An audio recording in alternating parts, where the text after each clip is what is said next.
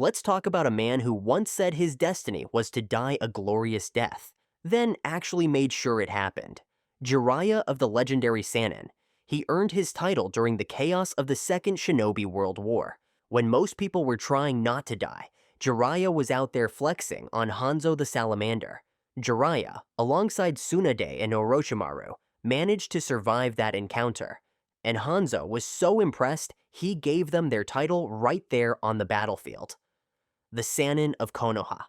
He was known as the Toad Sage for a reason. The man had range: ninjutsu, taijutsu, genjutsu defense, sealing jutsu, and even espionage. His chakra was massive, and his brain even bigger when it came to gathering intelligence and cracking mysteries. And let's not forget what made him a true legend: his students. He trained Minato, who became the 4th Hokage, then Naruto, the future savior of the ninja world. And way before that, he guided the Ami orphans, including Nagato, the kid he thought was destined to bring peace. That prophecy from the great Toad Sage, Jiraiya took it to heart, and he dedicated his life to preparing the next generation to break the cycle of hate, even if it meant breaking himself in the process. Chakra. Now, if there's one thing Jiraiya never lacked, it's chakra. The man had reserves so ridiculous, he could casually summon Gamabunta, the same giant toad that other jonin struggled to call, like it was no big deal. And keep in mind, this wasn't some flashy entrance. He'd summon Bunta and enter Sage mode in the same fight. That's like driving a tank while juggling flaming swords. You try it. Let's start with chakra nature mastery. Jiraiya didn't just dabble, he mastered all the basics: fire, earth, water, and wind. But wait, there's more. He also had control over yin and yang release, which are foundational for high-level chakra manipulation. Very few ninja in the entire series are confirmed to have all 6. It shows how broad his training was. Jiraiya could control his chakra so well that he pulled off dual Rasing Gun in both hands, a feat most shinobi wouldn't even attempt with one. And in his final moments, even with his body shattered, he carved an entire message into Fukasaku's back using his chakra. Not a pen, not ink, chakra, and while under constant disruption. That's some next-level mastery. Jiraiya was built like a boulder and hit like a battering ram. Remember when Naruto got a little too rowdy during training? Jiraiya flicked him across a field with one finger. He was shown lifting giant rocks, kicking around multi-headed summons like they were oversized beach balls, and tanking blows from enemies that would drop most cage-level shinobi. This man went toe-to-toe with Might Guy and survived one of his kicks without needing immediate surgery. He survived Tsunade's punches, you know, the ones that create craters. And when Naruto lost control in Four Tails mode, turning into a literal chakra nuke with claws, Jiraiya lived to tell the tale. Well, barely, but still. And despite all that punishment, he only came close to dying twice. Once from Naruto's Berserk mode, and the other time, facing the 6 paths of pain. And even then, he didn't just give up. With one arm missing, his throat crushed, and death practically standing behind him doing warm-ups, Jiraiya forced his own heart to beat again, just so he could write one last message that would save the entire Hidden Leaf. Before we wrap up, I just want to say a huge thank you. We've officially passed 20,389 subscribers. That number might look simple, but to us, it means everything. Every single click, every like, every sub, it's helped our channel grow a little more each day, and we truly appreciate it. Our next goal, 25,000, and we'd love to hit that milestone with you. If you've enjoyed this video, or if you just love diving deep into the ninja world with us, hit that like button and smash the subscribe if you haven't already. Let's keep growing together. Now, summoning techniques. Alright, now we're entering Jiraiya's true comfort zone, Toad summoning. This is what earned him the title of Gamma Sennin, or the Toad Sage. Jiraiya had a summoning contract with the mystical toads of Mount Myoboku, and he summoned them with more ease than most ninja perform basic clones. These weren't just oversized frogs hopping around, these were battlefield veterans, trained in both taijutsu and chakra-based combat. Let's start with the big boy himself, Gamabunta. This dude was a 30-meter tall toad, carried a massive tanto on his back, and could launch waves of oil that ignited into walls of fire. Jiraiya summoned Gamabunta during his battle against Orochimaru, while drugged, mind you, and still held the line. It was a classic example of size, power, and sass rolled into one smoking pipe. Then we've got Gamaken, the shield-wielding samurai toad. Less cocky than Bunta, but extremely reliable in defense. Jiraiya summoned him during the fight with Pain, and the guy held off an army of monstrous summons. Quiet, focused, a professional toad. And don't forget Gamariki. He might not be as famous, but this fabulous rainbow-eyed toad played a key role in helping Naruto train against genjutsu. His role might have been short, but he served it with flair, fishnets, and more attitude than half the Akatsuki. But the real stars of the Toad roster, Fukasaku and Shima, the elder sages of Mount Myoboku. Jiraiya didn't just summon them for tea. He fused with them in battle, letting them gather natural energy while he fought. That combo gave him access to Sage Mode, an absolute game changer.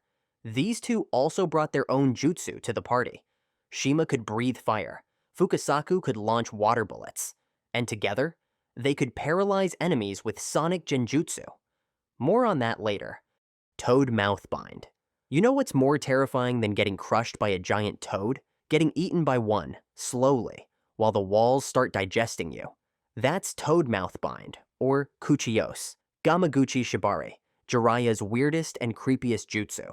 This move summons the inside of a giant toad's stomach, specifically from one that lives inside a sacred mountain cave.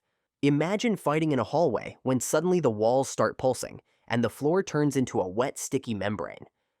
That's what Itachi and Kisame experienced when Jiraiya tried to trap them in this technique. And here's the thing, it almost worked.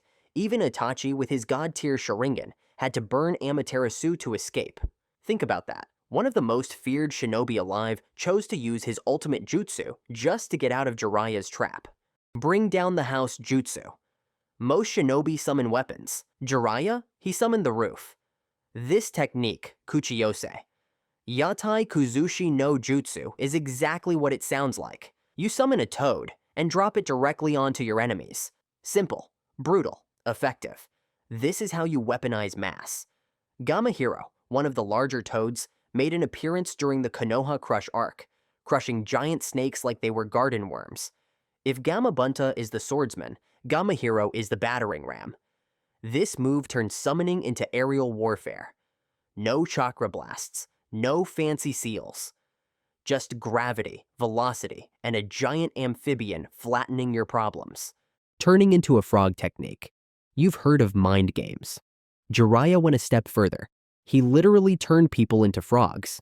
Turning into a frog technique, or Kawazu Kaeru no Jutsu, is one of Jiraiya's more low-key jutsu, but weirdly useful. He used it on Udachi, an Aimonin, during his infiltration of a Megakure. With a single touch, the guy went from rebellious shinobi to confused amphibian. Why? So he could interrogate him more easily. Try lying when you've got webbed hands and can't form proper words. Plus, I doubt Udachi had a how to resist interrogation when you're a frog manual. Rasing Gun. Let's talk about Jiraiya's signature technique.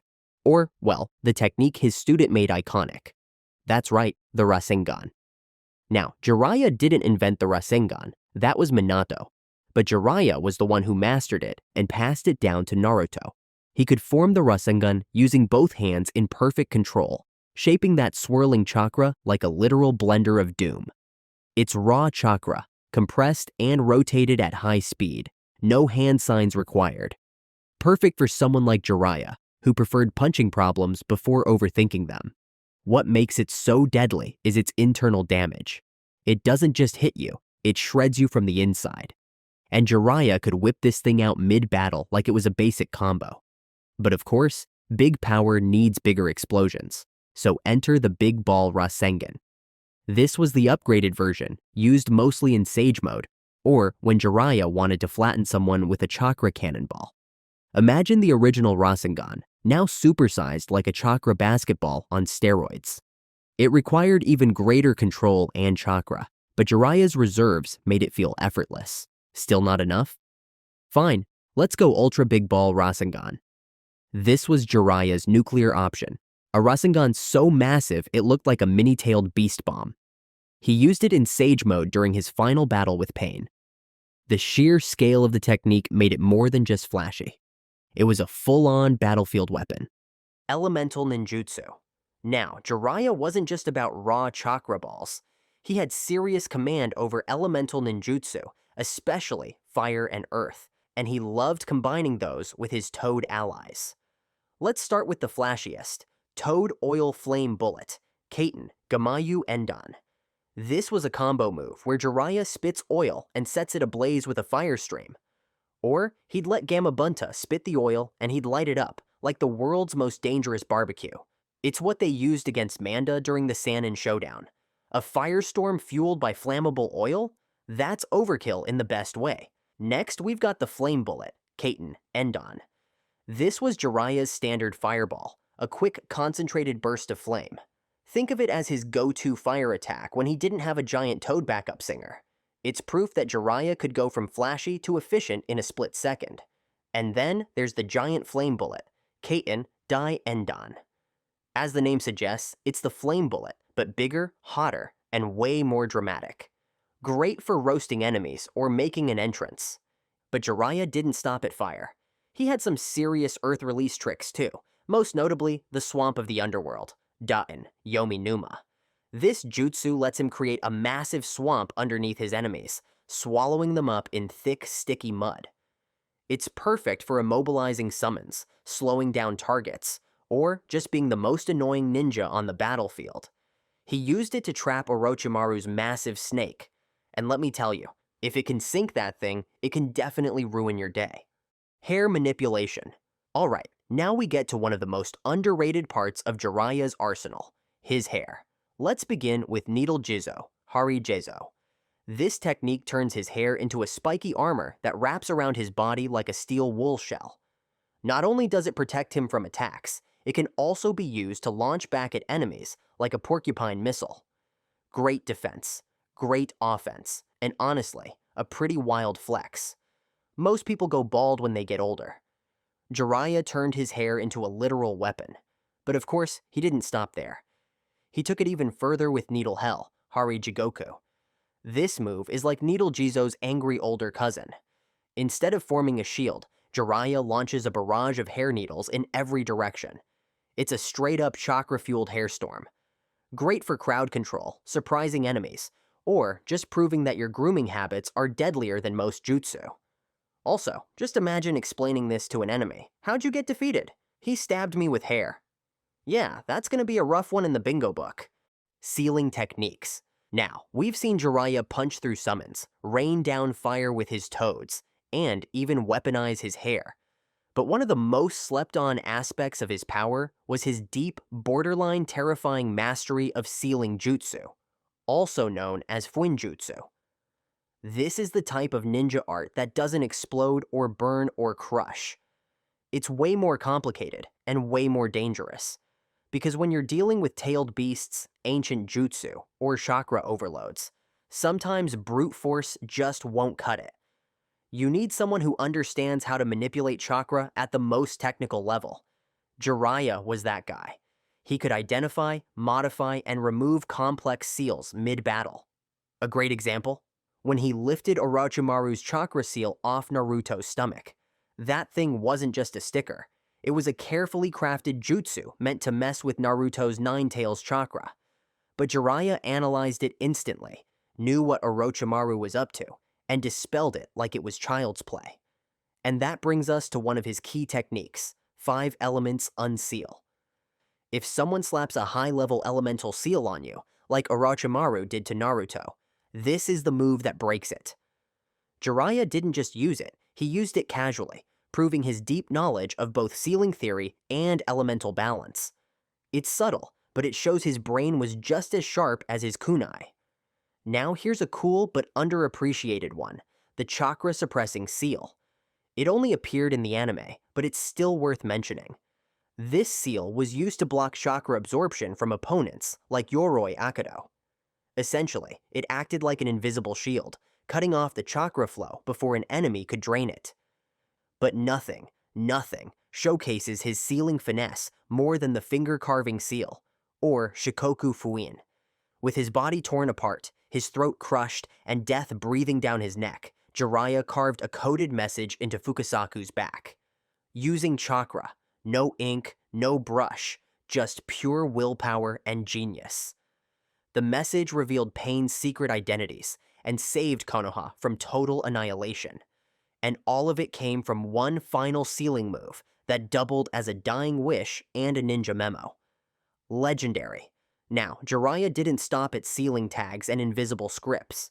He had a few tricks in the barrier ninjutsu department too.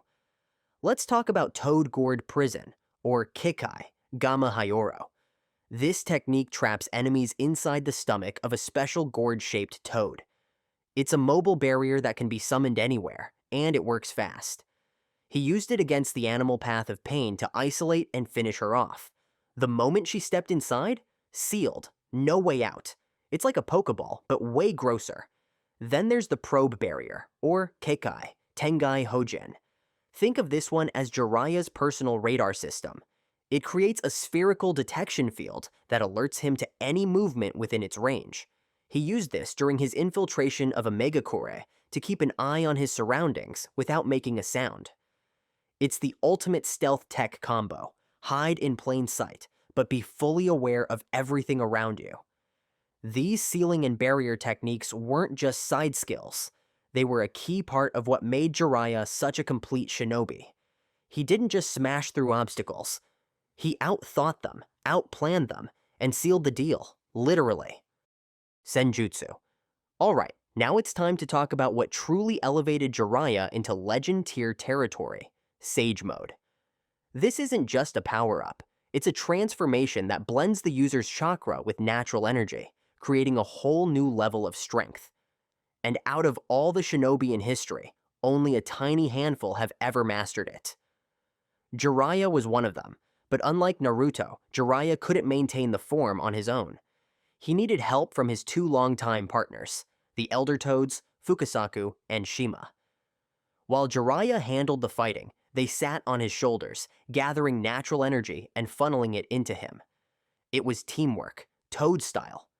Now, activating Sage Mode came with some wild perks. Jiraiya's speed and power skyrocketed.